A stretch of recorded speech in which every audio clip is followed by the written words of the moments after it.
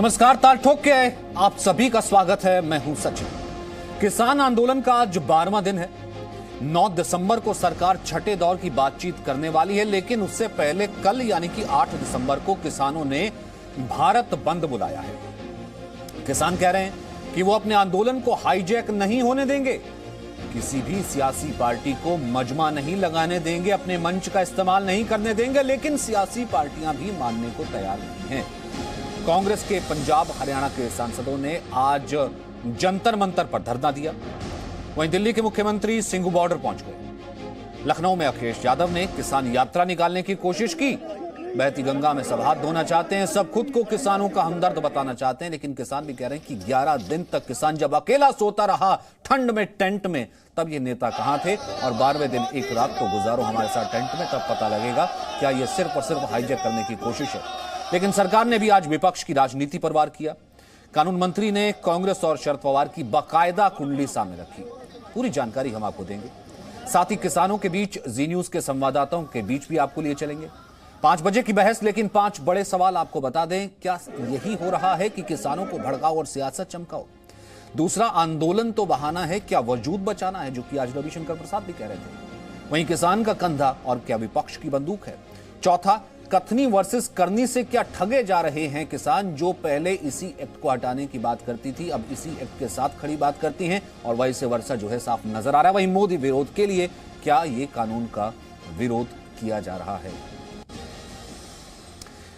लेकिन किसान समझदार है, सब कुछ समझता है। आज दिन भर हमारी कवरेज रही लगातार। जब ये पार्टियां सामने आती रही, कल ये संख्या 10 से 12 थी, आज 20 के करीब हो गई, कि किसानों के हम बीच में जाएंगे और किसानों को बताएंगे कि हम तो आपके हितैषी हैं। जब हमने खुलकर किसानों से बात की, ये 3 बयान सबसे पहले मैं आपको सुनवाना चाहता हूं, फिर मैं अपने पैनल का तारुफ, पैनल की पहचान आपसे करवाऊंगा। राजनीतिक पार्टियां जो भी हैं, उनको हम इसमें अपने घुसने नहीं देंगे। बाहर से समर्थन कर रहे हैं, करते रहो, बहुत अच्छी बात है। लेकिन हम उसको जो है हाईजैक करने वाली बात, वो किसान जानता है अच्छी तरीके से। कोई भी राजनीतिक पार्टी किसानों के आंदोलन को, विशुद्ध रूप से किसानों का आंदोलन है, इसको हम हाईजैक नहीं करने देंगे। मुलायम सिंह या अखिलेश यहाँ आके सोए हमारे साथ, जैसा हम खा रहे हैं, जैसा हम पहन रहे हैं, हमारे साथ रहो, तब मानेंगे ना समर्थन। एक पर्चे पे देकर हमें हाईजैक करने की कोशिश ना करें। सोशल मीडिया पे छाने के लिए, अपना एक्टिव रहने के लिए आके हमें समर्थन दे रहे हैं, हम इनका विरोध करते हैं। अगर ये समर्थन देते हैं, अपना हमारे से 1 किलोमीटर अपना तंबू गाड़ दे, सभी पार्टियां अपने कार्यकर्ता को लेकर बैठ जाए, हमारे बीच में नहीं बैठे। हमारे साथ है संबित पात्रा, बीजेपी के राष्ट्रीय प्रवक्ता। हमारे साथ है मनजिंदर सिंह सिरसा, अकाली दल के बड़े नेता। हमारे साथ है डॉक्टर अमर सिंह, कांग्रेस के मेंबर ऑफ पार्लियामेंट। हमारे साथ हैं सौरभ भारद्वाज, स्पोकपर्सन और एमएलए आम आदमी पार्टी के। घनश्याम तिवारी हैं, एसपी के स्पोकपर्सन। हमारे साथ हैं बद्री नारायण चौधरी, जो कि भारतीय किसान संघ से हैं। हमारे साथ दिगंबर सिंह हैं, जो कि भारतीय किसान यूनियन से। संबित जी, 1 या 2 नहीं, कल संख्या 10, 11, 12 थी। आज सांकेतिक रूप से 20 से ऊपर पार्टियां हैं जो इस आंदोलन का समर्थन कर रही हैं। ठीक है, कुछ किसान संगठन कह रहे हैं कि अगर समर्थन करना है तो पीछे से समर्थन कीजिए, हमारा आंदोलन तो चल रहा है। लेकिन क्यों आपको अब भी लगता है, सर, आज की प्रेस कॉन्फ्रेंस में भी देखने को मिला कि किसान तो बहाना है, विपक्ष को अपना वजूद बचाना है? देखिए, मैं आपके सामने कुछ तथ्य रखने वाला हूं। इन तथ्यों को सुनने के बाद आप और जनता जनार्दन जो सुन रही है जी न्यूज को, वो निर्णय ले कि जो आज रविशंकर प्रसाद जी ने कहा, जो आज हम कह रहे हैं, वो उचित कह रहे हैं कि नहीं। ये पॉलिटिकल पार्टी, जो 12 से 15 पॉलिटिकल पार्टीज है, वो लॉन्च पैड के रूप में किसानों के आंदोलन का इस्तेमाल कर रही है कि नहीं। पहला, मैं कांग्रेस पार्टी का 2019 के लोकसभा के इलेक्शन के मैनिफेस्टो का वो 11वां पॉइंट पढ़ रहा हूं। Congress will repeal the Agricultural Produce Market Committee Act and make the trade in agricultural produce, including exports and interstate trade, free from all restrictions. यही कांग्रेस कह रही थी, जो आज हमने किया है। दूसरा, एसेंशियल कमोडिटीज एक्ट को लेकर, क्योंकि एक बिल एसेंशियल कमोडिटीज एक्ट का है, उस पर कांग्रेस की मैनिफेस्टो 2019 की क्या कहती है, आप सुनिए। वो कहती है, we promise to replace the essential commodities act with a new law terming the ECA 1955 as a legislation that belonged to the age of controls. Congress promises to replace the act by enabling law that can be invoked only in case of emergency. यही हमारी सरकार ने किया है कि इसको repeal करके एक नया कानून रखा है एसेंशियल कमोडिटीज एक्ट की जगह, जो केवल इमरजेंसी में ही रिवोक किया जाएगा। अब इस पर भी वो आपत्ति कर रहे हैं, जो खुद कल बता रहे थे। 2011 में माफ करिएगा, श्री नरेंद्र मोदी जब गुजरात के मुख्यमंत्री थे तो उनके तत्वावधान में working group on consumer affairs Congress party ने, यूपीए की सरकार ने गठित किया था, जिसमें तमाम मुख्यमंत्री थे। इन तमाम मुख्यमंत्रियों ने डेलिब्रेशन करने के बाद 20 रिकमेंडेशन एंड 64 एक्शनेबल पॉइंट्स दिए। उसमें से आप देख लीजिए, एक पॉइंट है speedy reform of APMC act across the country and liberalisation of agri markets, time bound development of agri market infrastructure. तो यही अब हम कर रहे हैं जो 2011 में रिकमेंडेशन तमाम मुख्यमंत्रियों ने दिया था। 2013 में कांग्रेस पार्टी ने, जब वो सरकार में थी, उनकी सरकार ने committee of state ministers in charge of agricultural marketing to promote reforms ये शुरू किया, और इसके अध्यक्ष श्री हर्षवर्धन पाटिल थे। आप सुनिए उन्होंने क्या कहा, need to amend APMC act to ensure barrier free storage and movement. ये दो चिट्ठी आप देखिए, ये एनसीपी के अध्यक्ष, बड़े नेता शरद पवार जी ने उस समय के तमाम मुख्यमंत्रियों को लिखा है। क्या लिखा है इसमें? लिखा है कि एपीएमसी को, आपके पास भी है मगर मैं जनता को दिखा रहा हूं साहब। बिल्कुल हम तो पढ़े लिखे हैं, देख रहे हैं, जनता भी पढ़ी लिखी है, मगर जनता को ये दिखाना आवश्यक है। ये दो चिट्ठियां किसने लिखी है? एक 2010 की है, एक 2011 की है। मैं अंत करता हूं ये 3 पंक्ति पढ़ के, जो शरद पवार जी ने उस समय लिखा था शीला दीक्षित जी को। In this context there is a need to amend the present APMC Act on the lines of Model APMC Act 2003 in order to encourage private sector investment in marketing infrastructure and providing alternate competing market channels in the interest of the farmers। वो उस समय चाहते थे कि private players घुसे और जो फायदा है वो फार्मर्स को हो। वो उस समय चाहते थे एपीएमसी एक्ट हटे, हमने वो किया, तो आज वो राष्ट्रपति से मिलने जा रहे हैं। आप बताइए, ये हिपोक्रेसी नहीं तो क्या है? और ठीक है, अगर ये हिपोक्रेसी है संबित, मेरा काउंटर इसमें ये है, ये दोनों चिट्ठी मेरे पास है, एक वो चिट्ठी शरद पवार की और एक वो जिसका आप जिक्र करें 2019 का घोषणा पत्र, पेज नंबर 17.11। लेकिन स्थिति में तो सिर्फ इतना ही बदलाव है ना। आप उस वक्त सड़क के उस पार खड़े थे, यानी कि सत्ता के बाहर थे, और इन चीजों का विरोध कर रहे थे। लोग कह रहे थे कि नहीं, इन चीजों को लाना चाहिए। और अब फर्क कितना है कि अब आप सत्ता में उन्हीं चीजों को लाना चाहते हैं जिसका ही उस वक्त विरोध कर रहे थे। क्या बदला? इसीलिए मैंने 2011 का जो working group of consumer affairs था उसका जिक्र किया, और उसके अध्यक्ष आदरणीय नरेंद्र मोदी जी थे। उस समय वो देश के पीएम नहीं थे, उस समय वो गुजरात के मुख्यमंत्री थे, और जो तमाम कमिटी बनी थी मुख्यमंत्रियों की, उसमें वो अध्यक्ष थे। उन्होंने खुद रिकमेंड किया है, मैं पॉइंट नंबर 1, 2, 3, 4, 5 जो 20 रिकमेंडेशन में 5वां रिकमेंडेशन नरेंद्र मोदी जी और तमाम मुख्यमंत्रियों का देख लीजिए, speedy reform of APMC act across the country and liberalisation of agri markets. ये नरेंद्र मोदी जी ने खुद बकाया, उस समय वो गुजरात के मुख्यमंत्री होते हुए लिखा हुआ है।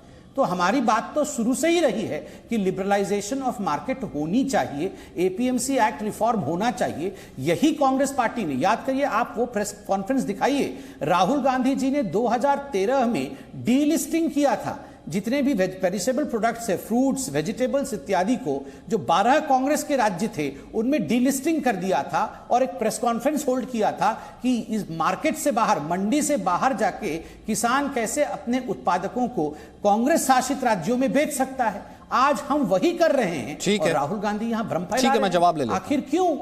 ठीक है, मैं जवाब ले लेता हूं। अमर सिंह जी, भाई दो कांग्रेस तो नहीं हो सकती ना। उस वक्त जो एपीएमसी को हटाने की बात करती थी, मंडियां खोलने की बात करती थी प्राइवेट प्लेयर्स के लिए, वो किसानों की हितैषी थी। जो आज खड़ी है किसान जो कह रहे हैं कि एपीएमसी जो है नहीं हटना चाहिए और किसानों के हम साथ खड़े, ये हितैषी है। कौन सी असली कांग्रेस है फिर सर? देखो ऐसा है, ये बीजेपी की हैबिट है। देखो अब कहां डिफेंस कहां ले रहे हैं कांग्रेस के मैनिफेस्टो का। कल मैं सिंगू बॉर्डर गया था, 4-5 लाख किसान और उनकी फैमिलीज वहां बैठे हैं। उसी तरह टिकरी बॉर्डर पे बैठे हैं। ये उनकी बात ना करके अब कांग्रेस, क्योंकि इनकी हैबिट है डाइवर्शन करने की, हर इशू को डाइवर्शन। दूसरी बात मैं ये कहना चाहता हूं, क्या हमारे मैनिफेस्टो में ये कहा था कि सूबा सरकारों का कोई रोल नहीं रहेगा? इन्होंने तीनों एक्ट में सूबा सरकारों को हटाया। क्या हमारा मैनिफेस्टो ये कह रहा था कि हम अनइवन लेवल प्लेइंग फील्ड देंगे, कि जो एपीएफसी के बाहर रहेंगी उनका कोई टैक्स नहीं रहेगा, 250 रुपया क्विंटल टैक्स का रिलीफ देंगे? क्या हम ये कह रहे थे? अच्छा, मैं इनको बहुत आदरणीय साहब बोल रहे थे, इनको पूछिए प्राइवेट इन्वेस्टमेंट बिहार में एपीएफसी एक्ट 2006 में बंद हो गया था, इनकी सरकार थी एनडीए की, वहां कौन सा प्राइवेट इन्वेस्टमेंट आया? पंजाब के फार्मर की अब 18 से 20 हजार मंथली इनकम है, एनएसएसओ की रिपोर्ट है, और वहां 3000 है। ये पंजाब और हरियाणा को वहां ले जाना चाहते हैं क्या? इंटरनेशनल देखो, इन्होंने ये कानून कायदे ईज ऑफ डूइंग बिजनेस में मोदी जी ने किए हैं। अपना स्कोर बनाने के 25-30 लाख करोड़ का धंधा है एग्रीकल्चर का ट्रेड, जो कारपोरेट्स को, इंटरनेशनल कार्टेल्स को देना चाहते हैं। सिंह साहब, यही तो आप कर रहे थे ना सिंह साहब, यही तो शरद पवार लेटर लिख रहे थे जब वो कृषि मंत्री थे यूपी की सरकार में। मैं वही तो कह रहा हूँ सर, इसमें किसान तो पिसा ही गया। एक सेकंड बात पूरी करने दीजिए। शांता कुमार कमेटी ने किसकी बनाई? बीजेपी सरकार ने 14 में बनाई, और वो कह रहे हैं कि जो पीडीएस 67% पॉपुलेशन है उसको 40% पे ले जाइए, पीडीएस कम करिए, गवर्नमेंट का प्रोक्योरमेंट कम करिए। ये तो इनका एजेंडा है कि जो चल रहा है। अब उसको कांग्रेस का मैनिफेस्टो लेके बैठ गए। कांग्रेस का मैनिफेस्टो इंप्रूवमेंट की बात करता था कि कार्टेल्स को, एग्रीकल्चर, इंटरनेशनल मल्टीनेशनल्स को थमाएंगे सारा एग्रीकल्चर। ऐसी कोई बात हमने नहीं करी थी। ठीक है, आप कह रहे ऐसी कोई बात नहीं की थी, मैं तो बाकायदा वो पैरा लेकर के आया, मैं ये नहीं कह रहा था। यही सवाल मैंने संबित से भी पूछा, संबित इसका काउंटर करना चाहते हैं और उसके बाद मेरे और पैनलिस्ट में। लेकिन संबित, एक उससे पहले जो मैं सिंघू बॉर्डर का एक बार रुख करना चाहता हूं, मनीष मेरे साथ जुड़ गए हैं। इस वक्त क्या स्थिति, क्योंकि भारत बंद से पहले गृह मंत्रालय ने राज्यों को एडवाइजरी भी जारी की है। गृह मंत्रालय ने 3 बिंदुओं पर एडवाइजरी जारी की है, कानून व्यवस्था, शांति बनी रहे और कोई अप्रिय घटना ना हो। क्या इस वक्त वहां की तस्वीर है? मनीष, संक्षेप में आप हमें बताइए। देखिए, गृह मंत्रालय ने एडवाइजरी जारी की है कि शांतिपूर्ण प्रदर्शन रहे और कोविड का खतरा है, इसको लेकर के सारे स्टेट्स को सचेत किया गया है। जहां तक सिंघू बॉर्डर की बात कर रहे हैं, देखिए सुबह से लगातार यहां पर रैलियां हो रही हैं, लगातार स्पीच दिए जा रहे हैं। आज अरविंद केजरीवाल भी आए और उन्होंने यहां पर आकर के मीडिया से बात की और स्थितियों का, तैयारियों का जायजा लिया और एक तरीके से अपना सपोर्ट जताया। देखिए सचिन, एक जो सबसे बड़ा सवाल है कि ये आंदोलन जरूर किसानों ने शुरू किया, किसानों ने अपनी मांगे रखी, सरकार से उनकी बातचीत हो रही थी, लेकिन जिस तरीके से कल भारत बंद है और पिछले कुछ दिनों में पॉलिटिकल पार्टीज ने जिस तरीके से पूरे इस आंदोलन को एक तरीके से हाईजैक करने की कोशिश की है, वो एक बहुत बड़ी बात है। क्योंकि कल भी जिस तरीके से अगर आप देखें तो भारत बंद है, कई पॉलिटिकल पार्टी इसमें शामिल हो रही हैं। वहीं पर सिंघू बॉर्डर में यहाँ पर इस वक्त हजारों किसान इकट्ठे हैं और जाहिर तौर पर कल की जो स्थितियां हैं वो काफी ज्यादा संवेदनशील है, क्योंकि पुलिस और जो यहाँ पैरामिलिट्री फोर्स है वो लगातार यहाँ पर सिक्योरिटी का गया और उसने बाकायदा चिट्ठी लिख करके कहा कि ये राजनीतिक तरीके से हाईजैक हो सकता है। ठीक है संबित, आप जवाब देना चाहते हैं, आप अमर सिंह जी की बात का जवाब दे दीजिए, फिर उसके बाद घनश्याम तिवारी और सौरभ भारद्वाज मैं आपके पास आता हूं। देखिए, यहां 2-3 सवाल अभी कांग्रेस के प्रवक्ता ने उठाया। मैं आपको 2-3 छोटे एग्जाम्पल देता हूं। पंजाब की बात हो रही थी, gross value added agri and allied industries, जिसको अंग्रेजी में जीवीए कहते हैं। जीवीए का मतलब होता है सेलिंग, जो हम बेचते हैं, और प्रोडक्शन कॉस्ट के बीच का डिफरेंस, और सिंपल मायने में कहा जाए तो प्रॉफिट कितना, प्रॉफिट मार्जिन कितना है।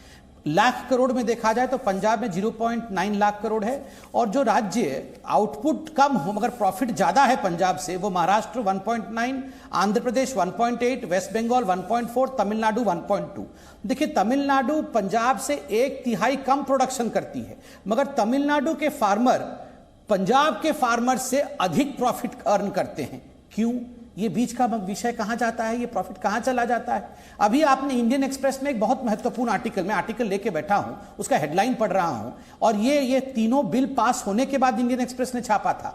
एफपीसीज इन 4 districts make over 10 crore in out of mandi trade since new farm laws in Maharashtra. Maharashtra में नागपुर के पास 4 जिलों से, केवल 4 जिलों से सोयाबीन को मंडी से बाहर किसानों ने बेचा और 10 करोड़ रुपए मुनाफा कमाया।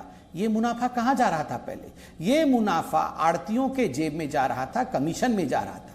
पंजाब में आज देश का सबसे अधिक कमीशन है, 8.5% कमीशन है, 2.5% आरती कमीशन लेता है, 2.5% रूरल डेवलपमेंट सेस है।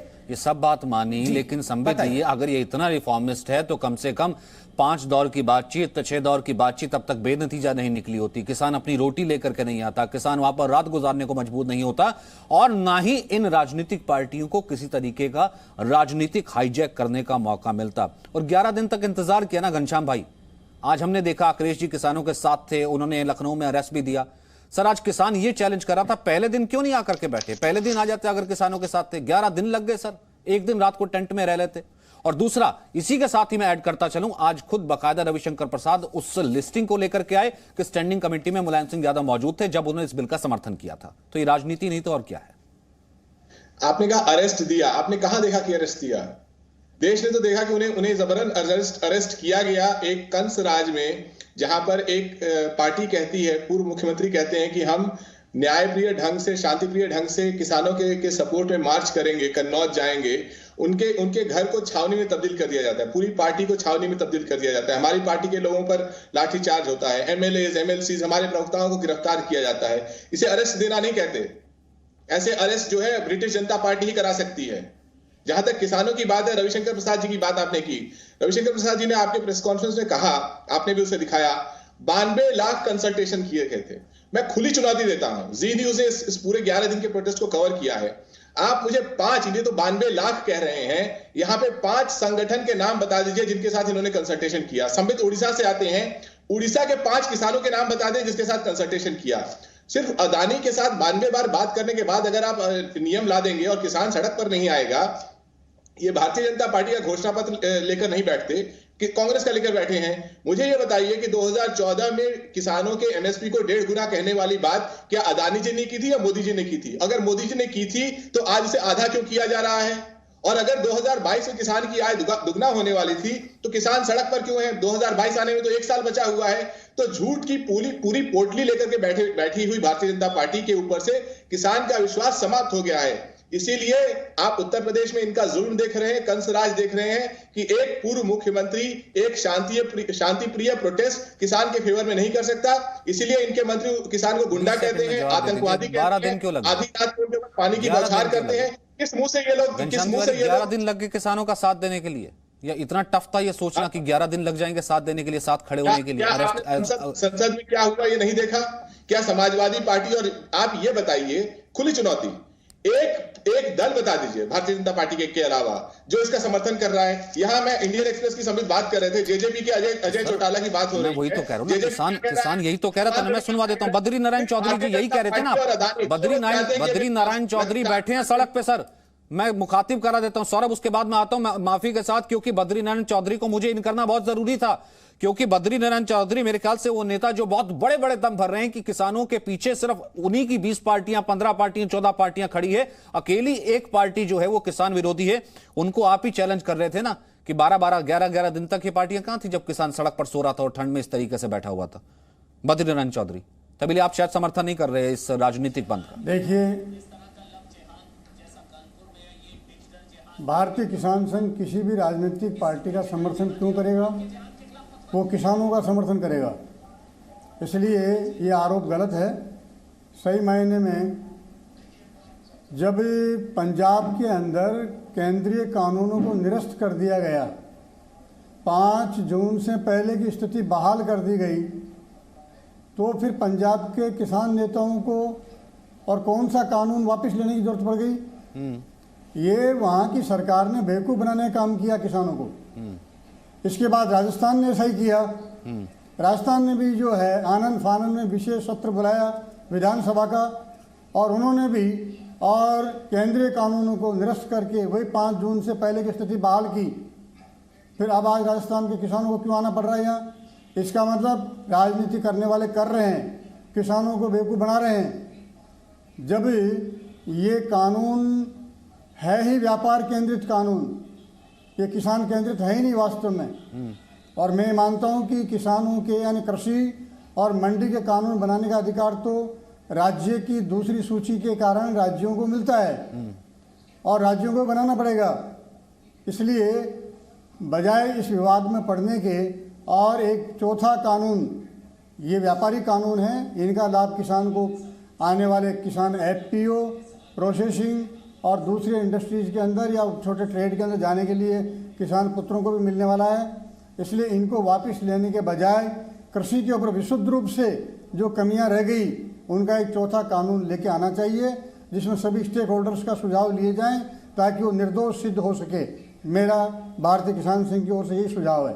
ठीक है, सौरभ भारद्वाज भाई, आज आप किसानों के साथ, मैंने देखा आप भी मौजूद थे, आज किसानों के साथ खड़े नजर आए, पूरा सपोर्ट कर रहे थे, जेल तक की बात भी बता दी कि देखिए अस्थायी जेल बनाना चाहती थी, बहुत से बात।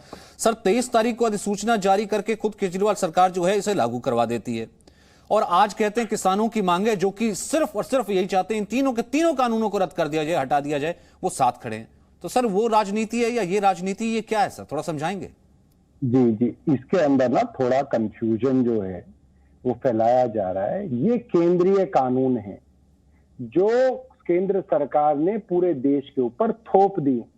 अब कोई राज्य सरकार इनको निरस्त नहीं कर सकता और जिस दिन ये पार्लियामेंट से पास हुए ये लागू हो गए, जैसे ही राष्ट्रपति ने इसके ऊपर मोहर लगाई, तो ये कोई राज्य सरकार नहीं है कि राज्य सरकार लागू करेगी। अगर राज्य सरकार को लागू करने होते तो पंजाब के किसान यहाँ ना बैठे होते, हरियाणा के किसान ना बैठे होते। सौरभ एक सेकंड अपनी बात पूरी कीजिएगा। एक प्रेस कॉन्फ्रेंस शुरू हुई है इस वक्त भारतीय किसान संघ की ओर से, भारतीय किसान यूनियन की तरफ से।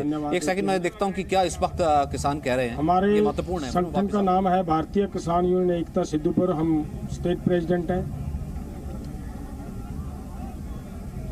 आज आप देख रहे हो जैसे दर्शनपाल जी ने बताया कि कल बैठकें हुई हैं, 2 बैठकें हुई हैं, कल भी और आज भी हो चल रही है बैठक।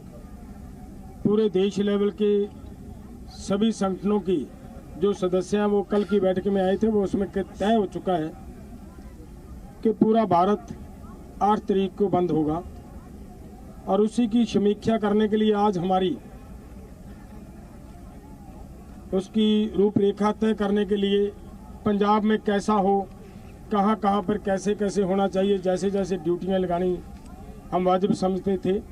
आज की बैठक में हमने अभी से वहाँ बैठक में ही से आ रहे हैं, तो ये आज की बैठक में तय हुआ है कि पूरी तरह पंजाब, हरियाणा, उत्तर प्रदेश,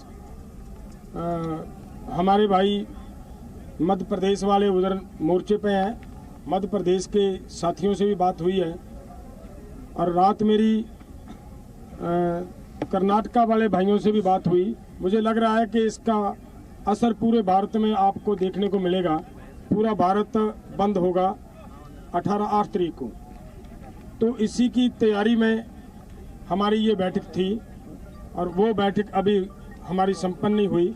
बैठक में अभी यहाँ से हम आपके प्रेस कॉन्फ्रेंस का टाइम हुआ तो भागते भागते यहाँ पे आए हैं कि प्रेस को एक बार सभी भाई आप इंतज़ार करते होंगे और उसके लिए हमें आना पड़ा। तो बातचीत अभी प्रेस कॉन्फ्रेंस के अपना मीटिंग के बाद ही जो फैसले नए होते हैं वो सामने आएंगे। उतनी देर के लिए जो पहले के हमारे फैसले हैं वो उतने मैं बता देता हूँ आपको, जो बता दिए हैं कि पूरी की पूरी तैयारी है। पूरी तैयारी से हम पूरा भारत बंद करने के लिए यत्नशील हैं और करेंगे और उसी का ही आज यहीं इस प्रेस कॉन्फ्रेंस से हम संदेश देना चाहते हैं। ठीक है, ये भारतीय किसान यूनियन की प्रेस कॉन्फ्रेंस हो रही थी। भारतीय किसान संघ के प्रवक्ता हमारे साथ मौजूद है जो कि कह रहे थे कि सिर्फ और सिर्फ ये राजनीति हो रही है। भारतीय किसान यूनियन ने कह रहा है कि तमाम प्रदेशों से बात हुई है, पंजाब, हरियाणा, यूपी, मध्य प्रदेश, कर्नाटक तक से, और कल पूरे तरीके से भारत बंद का ऐलान किए जाएंगे। और ऐसे में हमारी अब की डिबेट कि क्या आंदोलन को राजनीतिक तरीके से हाईजैक कर लिया और कथनी और करनी में इन पार्टियों की क्या फर्क है। सौरभ अपनी बात पूरी कीजिए जो कि आप बता रहे थे सूचना। मैं ये कह रहा था, देखिए जब से ये कानून पास हुए 6 महीने से सबसे ज्यादा चैनलों के ऊपर टाइम मिला है वो भाजपा के प्रवक्ताओं को मिला है, केंद्र सरकार को मिला, और वो अपनी बात अपने आंकड़ों के साथ 6 महीने से समझाने की कोशिश कर रहे हैं। मगर उनकी बात सिर्फ बड़े बड़े कॉरपोरेट्स के अलावा कोई मानने के लिए तैयार नहीं है। सारे के सारे किसान संगठन 6 महीने से अपने राज्यों में परेशान थे, प्रदर्शन कर रहे थे, और आज हालत ये हो गई है कि इन सर्दियों में रात को सड़क के ऊपर लाखों किसान दिल्ली के ऊपर बैठा हुआ है। उसका कारण ये है कि किसान इन बिलों को नहीं चाहता। अब ये बिलों को कौन चाहता है इसकी बात जो है भाजपा को बतानी चाहिए, क्योंकि किसान को तो नहीं चाहिए, ना किसानों की यूनियन ने कभी मांगे। अब ये बात कहना कि कांग्रेस ये चाहती थी, कांग्रेस ये चाहती थी इसीलिए तो कांग्रेस आज सत्ता में नहीं है। आप अगर यहाँ पे सत्ता में ये कह के आए हैं कि हम जो वो करेंगे जो कांग्रेस चाहती थी, तो आपको सत्ता नहीं मिलती, तो आप इस बात को ये लेके नहीं आ सकते। मुझे याद है जब कांग्रेस इन बिलों को लाना चाहती थी तो भाजपा इनका पूरा विरोध करती थी। तो अगर आज भाजपा के लोग कांग्रेस को कहते हैं कि आप हिपोक्रेट हैं, आप दो बातें करते हैं, तो वो बातें पूरी की पूरी तरह से भाजपा के ऊपर भी लागू होती हैं कि आप भी हिपोक्रेट हैं। आप जब सत्ता में नहीं थे तब आप समझते थे कि ये किसान विरोधी बिल है, मगर आज जब सत्ता में है और आपके ऊपर कॉर्पोरेट का दबाव है, तो आप अंबानी अदानी जैसे बड़े लोगों के हित के लिए आप गरीब किसान को मारने के लिए उतारू हैं। और इस बिल के बाद ना सिर्फ किसानी खत्म होगी, किसान जो आज जमीन का मालिक है वो अपनी ही जमीन पर नौकर बन जाएगा। ये सारी जमीनें बड़े बड़े कॉर्पोरेट के पास कॉर्पोरेट फार्मिंग में चली जाएगी। ये अन्न का भंडारण करेंगे, गेहूं चावल दालों का की कालाबाजारी होगी, और आप और मेरे जैसे लोगों को भी 3-3 गुने पे ये दाल चावल खरीदने पड़ेंगे। सारी की सारी फूड सप्लाई, सारी की सारी फूड चेन इन 3-4 बड़े बड़े कॉर्पोरेट के हाथ में हो जाएगी। यही उगाएंगे, यही बेचेंगे, इसके अलावा हमारे पास कोई चारा नहीं बचेगा। सारा का सारा किसान 11 दिन तो आपको भी लग गए ना कम से कम सिंधु बॉर्डर पहुंचने में। सिंधु बॉर्डर पहुंचने में 11 दिन तो आपको भी लग गए ना। पहले दिन से आप अपने पूछिए अपने चैनल वालों से। सरकार को आधिकारिक तौर पर ये स्टेटमेंट जारी करने में तो लग गए ना 11 दिन। टॉयलेट है नहीं, 11 दिन लग गए ना। पहले तो सरकार जाम की स्थिति खुलवाती रही, अब पता लगा है कि असल में तो जाम की स्थिति खुलवानी क्या थी। वहां तो ये पूरे तरीके से कहा गया था कि भैया वहीं पर ही बिठाएंगे, वरना वहां से अगर छोड़ दिया तो ये अस्थायी जेल बन जाएगा। संबित आपको जवाब देना चाहते हैं, लेकिन सिरसा जी का एक कमेंट रह गया। संबित उसके बाद मैं वापस आता हूं। सिरसा जी एक सेकंड, संबित मैं उसके बाद वापस आता हूं। सिरसा जी, राजनीति नहीं तो और क्या हो रहा है?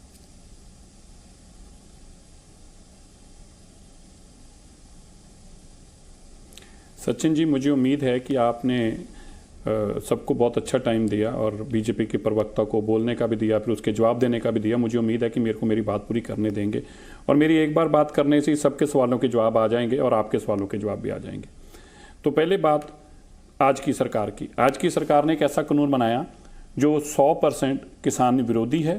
किसान को पता है, किसान इतना बेवकूफ़ नहीं है। किसान को बार बार उसको एक चोला पहनाया जाता है, कभी उसको देश विरोधी चोला पहनाया जाता है, कभी खालिस्तान का चोला पहनाया जाता है, कभी उसको कहा जाता है कि यहाँ पे देश के विरोध के यहाँ पे नारे लग रहे हैं, ये तो बिकाऊ हैं। तो उनको बहुत सारे नाम देने की कोशिश की गई, लेकिन आहिस्ता आहिस्ता उनको समझ में आने लग पड़ा कि किसान को आप इन बातों में लाके उलझा नहीं सकते। जो है किसान कमिटेड है और किसान अपनी कमिटमेंट के साथ यहाँ तक चलता चलता हरियाणा में बहुत रोका गया, पीटा गया, मारा गया, लेकिन कोई रोक नहीं पाया। किसान दिल्ली तक पहुँच गया। अब यही दिल्ली में कहा जाता था दिल्ली में कोरोना, इसलिए किसान दिल्ली में मत आए, लेकिन जब किसान बॉर्डर पे पहुंच गया तो कोरोना भूल गए, कहते अब तुम दिल्ली में आ जाओ, अंदर आके बैठ जाओ, अब कोरोना की बातचीत खत्म हो गई। तो पहली बात, ये कानून 3 बनाए गए, तीनों कानून किसान के खिलाफ हैं। और जो सबसे बड़ी जिस चर्चा हम जिसकी नहीं बात करते, जिस पे हमारी किसान बात करता है लेकिन हमारी टीवियों पे वो बात नहीं आती, ये सारे कानून इसलिए बनाए गए ताकि सरकार की सरकारी परचेज खत्म हो जाए, सरकार को सरकारी परचेज ना करनी पड़े। एमएसपी के मायने तभी हैं अगर वहां पे सरकारी परचेज है। तो सरकारी परचेज ना हो, इसके लिए मंडियां तोड़ी जा रही हैं, इसके लिए प्राइवेट हाथों में दी जा रही हैं, और कंपटीशन ना हो, सरकारी परचेज बंद हो जाए, सरकार को उठाना ना पड़े माल। ये सबसे पहले काम तो इसीलिए किया गया। अब दूसरी बात, करा किसने? अब यहाँ सुमित जी ने बहुत अच्छी बात की, पात्रा जी ने, कि कांग्रेस भी यही काम कर रही थी। बिल्कुल ठीक कहा सुमित पात्रा जी ने, यही काम कर रही थी। लेकिन सुमित पात्रा जी ये बताना भूल गए देश के लोगों को। मैं चाहूंगा जी टीवी पे सुमित पात्रा जी जरूर बताएं कि जब कांग्रेस ये काम कर रही थी तो कांग्रेस की लोकसभा के लीडर ऑफ हाउस थे स्वर्गीय सुषमा स्वराज जी, और राज्यसभा के लीडर ऑफ हाउस थे माननीय स्वर्गीय अरुण जेटली जी। तो मैं जरूर चाहूंगा कि उनका भाषण जरूर सुमित पात्रा जी यहां लोगों को सुनाएं कि जब कांग्रेस भी सरकारी परचेज का पैसा बचाना चाहती थी और इसी तरह पूंजीपतियों के हाथ में किसानों की जमीन थमाना चाहती थी, तो तब बीजेपी की लाइन क्या थी और तब कांग्रेस की लाइन क्या थी। आज वही लाइन जो कांग्रेस की तब थी वो आज बीजेपी की होगी, और जो तब बीजेपी की थी वो आज कांग्रेस की होगी। और एक बात अंत में, क्योंकि आम आदमी पार्टी भी यहां बैठी है, आम आदमी पार्टी का सबसे बड़ा दोहरा चेहरा तो आम आदमी पार्टी का है। दिल्ली में कानून लागू करते हैं और दिल्ली के बॉर्डर पे जाके कहते हैं कि हम इसका समर्थन करेंगे। अगर आप इसका समर्थन ही करते हैं, राजस्थान ने अगर इस कानून को निरस्त कर दिया, पंजाब ने इस कानून को निरस्त कर दिया, तो भाई आपने दिल्ली में लागू करके फिर बॉर्डर पर जाते हैं, आप भी निरस्त करके बॉर्डर पे जाते हैं ना, तो लोगों को पता चल जाता है आपकी सच्चाई क्या। चेहरा आपका भी वही है, पूंजीपति आपको भी अच्छे लग रहे हैं, किसान आपको भी बुरे लग रहे हैं, लेकिन आज क्योंकि वोट बैंक दिख रहा है तो आप फटाफट वहां पहुंच गए। ठीक है दिगंबर जी, आप रह रह गए हैं, लेकिन आपसे कमेंट लूं उससे पहले संबित इस चीज का जवाब देना चाहते हैं। मैं 30 सेकंड, क्योंकि इन्होंने सबसे पहले संबित पात्रा का मुद्दा उठाया, फिर उसके बाद अमर सिंह जी आप, और उसके बाद सौरभ जी। संबित बोलिए आप। देखिए, क्योंकि सभी ने मेरे से प्रश्न पूछे हैं और प्रश्नों को मैंने लिखा भी है सिलसिलेवार ढंग से मैं उत्तर देता हूं। सबसे पहले यहां बार बार अडानी अंबानी कहा गया, और आम आदमी पार्टी के प्रवक्ता ने यहां तक कहा कि किसान अपने ही जमीन का मोहताज हो जाएगा और उसकी जमीन उसके हाथ से चली जाएगी। बिल्कुल सरासर झूठ है। मैं कानून का प्रावधान पढ़ देता हूं और ये सभी के लिए है, सब लोग कान खोल के इसे सुने। ये point number 8, reference point number 8 आप खोल के पढ़िए। No farming agreement shall be entered into for the purpose of any transfer including sale, lease and mortgage of the land or premises of the farmer। किसी प्रकार का कोई भी lease, किसी प्रकार का कोई मॉर्टगेज, कोई खरीदारी, कोई भी करार किसान के जमीन पर नहीं हो सकती है, चाहे वो अडानी अंबानी या कोई भी उतर के आए। जो भी करार होगा वो किसान के उत्पाद अर्थात प्रोड्यूस पे होगा और लैंड पे नहीं होगा। तो अडानी अंबानी या कोई भी आपके जमीन का मालिक तो कदाचित नहीं बन सकता है, यह भ्रमित किया जा रहा है। नंबर 2, यहां पर बात उठाया गया कि देखिए सारे राज्य के सारे किसान सड़क पर हैं और सारे किसान बहुत नाराज है बीजेपी से। बीजेपी का वही हश्र होगा जो कांग्रेस का हुआ था, क्योंकि कांग्रेस ने रिकमेंड किया था। अभी यह 12 राज्य के चुनाव हुए हैं, बिहार का चुनाव हुआ है, हैदराबाद में चुनाव हुआ है, वहां किसान नहीं रहता, बिहार में कोई किसान नहीं है। अरे 60% बिहार की जनता किसानी पर निर्भर रहती है। 60% की जनता ने भी नरेंद्र मोदी जी की सरकार को चुना है। हैदराबाद में क्या किसान नहीं रहते हैं? 12 राज्यों जहां बाइपोल हुए वहां उत्तर प्रदेश में किसान नहीं रहते हैं। 7 सीटों के ऊपर बाइपोल हुआ था, कितनी सीट हम जीते और कितना सीट समाजवादी पार्टी जीती? 6 सीट हम जीते ना, 1 सीट ये जीते हैं। कांग्रेस तो हर जगह सुन्न सन्नाटा है। अंत में यहां पर कहा गया कि मंडियां तोड़ी जा रही है, और देखिए मैं सिरसा जी को बहुत सम्मान करता हूं। सिरसा जी ने कहा मंडियां तोड़ी जा रही हैं ताकि सारी प्रोक्योरमेंट प्राइवेट कंपनी करे। मोदी जी ने अभी चंद दिनों पहले बनारस में भाषण में कहा अगर मंडियां ही हमें तोड़नी होती तो हम मंडियों के इंफ्रास्ट्रक्चर को डेवलप क्यों करते? 1 लाख करोड़ रुपए का सैंक्शन इंफ्रास्ट्रक्चर को डेवलप करने के लिए, मैं तो कह रहा हूं कि इनको मौका ही नहीं मिलता। लेकिन पात्रा जी, मेरा सवाल तो ये आ जाता है ना कि इनको तो मौका ही ना मिलता। अगर पानी सिर के ऊपर ना चढ़ता, अगर 40 संगठन को पहले कन्विंस कर लिया जाता, उनको पता लग जाता मंडियां नहीं तोड़ी जा रही हैं, एमपीसी जो है मिनिमम सपोर्ट प्राइस एमएसपी जो है वो लिखित में पहले ही तरीके से आ रहा है, वरना आपको इस तरीके से कल भारत बंद की सिचुएशन नहीं आती ना सर। पानी तो सिर के ऊपर से इन्होंने कर ही दिया ना, चाहे वो इकट्ठे मिलकर के किया हो ना। सुनिए, मैं आपको बताता हूं और दिल से बताता हूं। देखिए सचिन जी, बुरा मत मानिएगा, अन्नदाता है, भगवान है किसान हमारा, हम उसकी बात को जरूर सुनेंगे, बातचीत भी चल रही है, कभी मैं किसान को गाली नहीं दे रहा हूं। मगर जो लोग किसानों को भड़का रहे हैं, आप देखिए आड़तिया बेस्ड स्टेट है पंजाब में आड़तियों का देखिए, मैं यहाँ पे 3-4 अखबारों का, बहुत मुख्य अखबार है हिंदुस्तान के, उनके कटिंग्स लेके आया हूँ।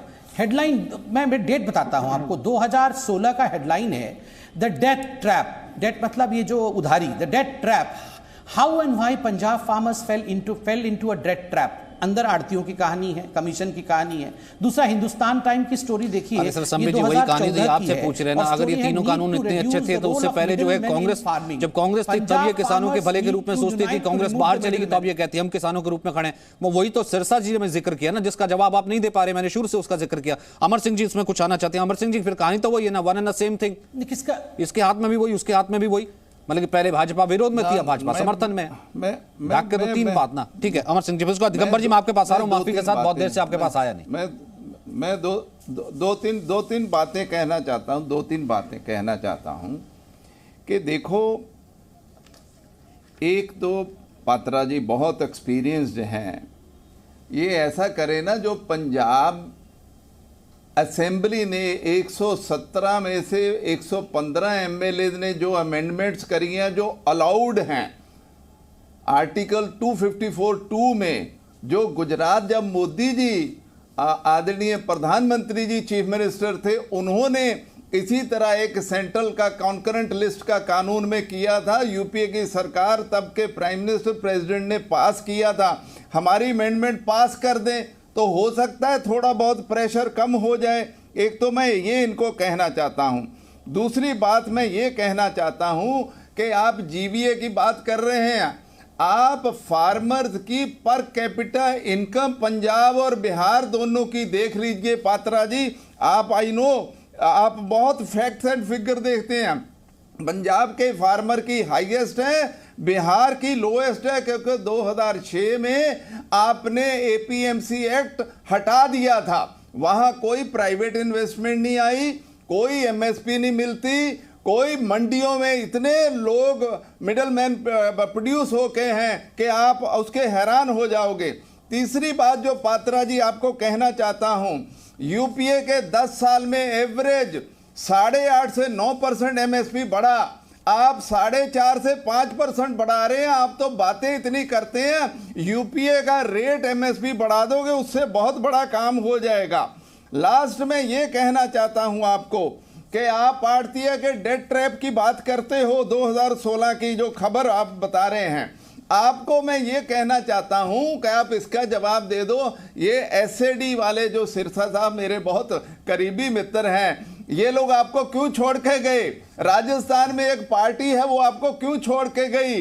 अरे जेजेपी के कई एमएलए ने कहा कि अगर ये एमएसपी कानून ना बनाया तो हम छोड़ देंगे। चारों ओर हाहाकार मची है, ये सामाजिक रेवोल्यूशन हो गया। मैं कल गया था 400-500 ये अपना सिंगू बॉर्डर पे 4-5 लाख लोग बैठे हुए हैं, सभी समाजों के, सब जातियों के हैं, सब उम्र के बैठे हुए हैं। आप लोग पावर में हैं, इशारे को समझिए और किसानों की बात मान के दिगंबर जी 30 सेकंड, फिर उसके बाद घनश्याम और सौरभ हो जाएगा। दिगंबर जी, ये राजनीतिक खिलौना नहीं तो और क्या है? पहले राहुल गांधी चिट्ठी लिखा करते थे कि ऐसा है कि मुख्यमंत्रियों को चिट्ठी लिख रहे हैं कि एपीएमसी कानून हटा दो, वहां पर मंडियां जो है प्राइवेट प्लेयर्स आने चाहिए। शरद पवार कृषि मंत्री थे, यही चिट्ठी लिखा करते थे, तब किसान कहां रहता है? अब जो है वो किसानों के साथ आकर के खड़े हैं, तो किसान हाईजैक ना हो तो क्या हुआ? दिगंबर जी देखिए, मैं 2 बातें यहाँ कहना चाहता हूँ जी। मैं 2 बातें कहना चाहता हूँ कि देश जब से आज़ाद हुआ, किसान के हालात खराब हुए, तो उसके लिए केवल एक पार्टी या एक दल जिम्मेदार नहीं है, मैं सारे दलों को उसके लिए जिम्मेदार मानता हूँ, पहली बात। दूसरी बात मैं ये कहना चाहता हूँ कि अभी संबित पात्रा जी कह रहे थे कि हमने किसानों के लिए कानून बनाया है, किसानों के लिए लाए हैं। मैं बताना चाहता हूँ, मैं एक किसान हूँ और किसान के दृष्टिकोण से मैं बोल रहा हूँ, मैं किसी राजनीतिक दल का व्यक्ति नहीं हूँ। मैंने बीजेपी को वोट दिया और भाजपा को लोग इसलिए लाए कि जब कांग्रेस की नीतियां किसान के विरोध में थी, इसीलिए भारतीय जनता पार्टी को लेके आए। भारतीय जनता पार्टी ने ये वायदा किया कि हम अगर हमारी सरकार आएगी तो लागत का 1.5 गुना मूल्य देंगे और किसान की आमदनी 2022 तक दुगनी करेंगे।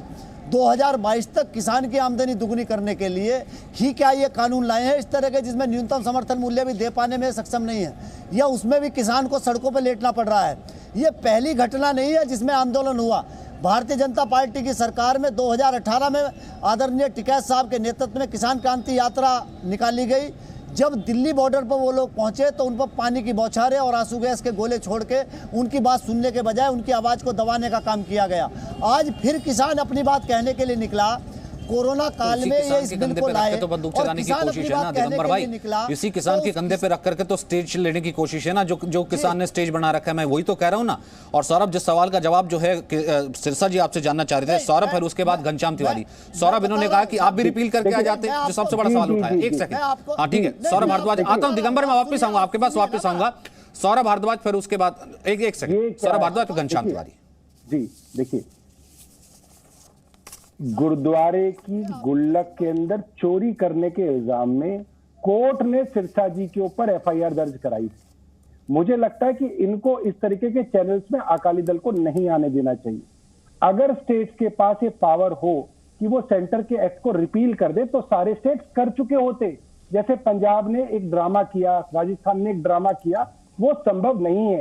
एक बार कानून के ऊपर राष्ट्रपति ने मोहर लगा दी, वो एक्ट लागू हो चुके हैं। तो ये आप इस कंफ्यूजन से बाहर निकल जाइए कि कोई स्टेट गवर्नमेंट इसको रोक सकती है या लागू कर सकती है। लागू हैं। तो अधिसूचना का मतलब क्या होता है फिर? सचिन, ये जवाब है इनका, फिर घनश्याम, जल्दी ये जवाब है इनका। ये गुरुद्वारों में आकर राजनीति करते हैं, ये जवाब है चोरी इनका, करते हो ये आप। भारद्वाज का आप जवाब है, चोरियां जिनके करते ऊपर हो, खुद इतने गुल्लक से। मुकदमे दर्ज हैं, अरविंद केजरीवाल पे गुल्लक दर्ज हैं, से इनके चोरियां मंत्री पे करते दर्ज हैं। हैं। चोरी तुम अरे करते हो, गुल्लक से चोरी चुमारी करना करते हो, तुम्हारा सच्चा धंधा जी। है।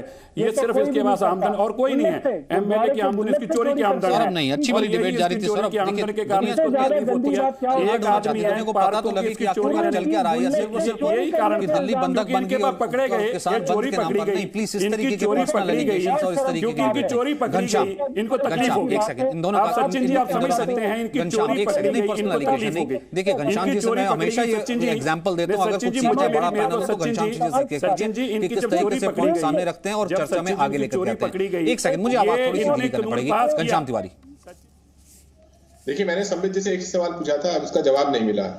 आज रविशंकर प्रसाद जी ने कहा 92 लाख किसानों से इन लोगों ने कंसल्टेशन किए हैं 4 महीने में। संबित पात्रा यहाँ 5 उड़ीसा के 5 किसान संगठन का नाम बता दें, या भारतीय जनता पार्टी के जिस राज्य के ये इंचार्ज है उसके 5 किसान संगठनों का नाम बता दें, या फिर कृषि मंत्री नाम बता दें। आप किसी से कंसल्ट नहीं करेंगे, उसके बाद जब किसान सड़क पर आएगा तो उसे आतंकवादी कहेंगे, गुंडा कहेंगे, उसके ऊपर आधी रात को पानी की बौछार करेंगे, बूढ़े किसानों को मारेंगे, 11 दिनों तक आप मिलेंगे नहीं उनसे। प्रधानमंत्री वहां धुन बजाएंगे काशी में, लेकिन किसानों से नहीं मिलेंगे। ये कौन सा डिक्टेटरशिप है? अगर विपक्ष का एक नेता कहता है कि मैं शांति मार्च करूंगा, तो आप उसे घर को छावनी में बदल देंगे, उसे जबरदस्ती गिरफ्तार करेंगे, उसके विधायकों को, उसके एमएलसीज को, उसके प्रवक्ताओं को गिरफ्तार करेंगे। ये कौन सी वार्तालाप किसानों के साथ कर रहे हैं? फिर आप कहते हैं कि विपक्ष बहका रहा है। क्या विपक्ष ने आपको कहा था कि ब्रिटिश हुकूमत की तरह शासन चलाइए? आप किसानों के वोट ठीक है, लास्ट पर 20 सेकंड, हालांकि मेरे पास टाइम नहीं है, लेकिन संबित फिर भी लास्ट 20 सेकंड, क्योंकि इन्होंने सीधा एलिगेशन आपके ऊपर लगाया। Last 20 second maximum.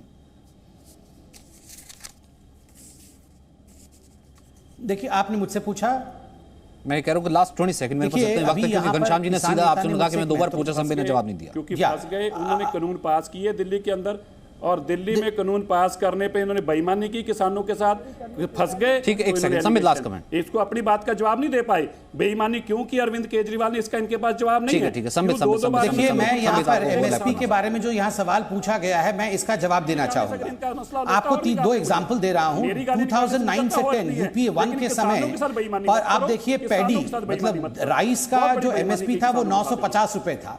2013 से 14 तक ये 1310 रुपए बढ़ा। 2020 से 2021 ये 1868 रुपये हुआ।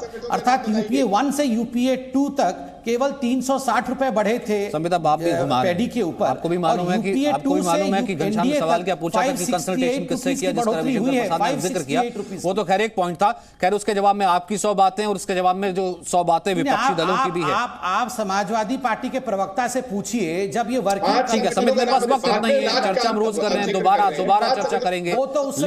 लेकिन किसान बहुत समझदार है, मुझे मालूम है, अन्नदाता बहुत समझदार है, और किसान को मालूम है कि कौन इस वक्त उसका राजनीतिक प्रयोग, राजनीतिक फायदा करके खुद को लॉन्च करना चाहता है। इसलिए किसान अपने आप को बी अवेयर, और एक एक अन्नदाता की जितनी भी समस्या, एक एक अन्नदाता की जो भी मांग है वो पूरी होनी चाहिए। कम से कम अन्नदाता तो खुले आसमान के नीचे सोना डिजर्व नहीं करता। बहुत बहुत शुक्रिया आप सभी का मेरे साथ। Presenting B News app available on Google Play and App Store. Download it now.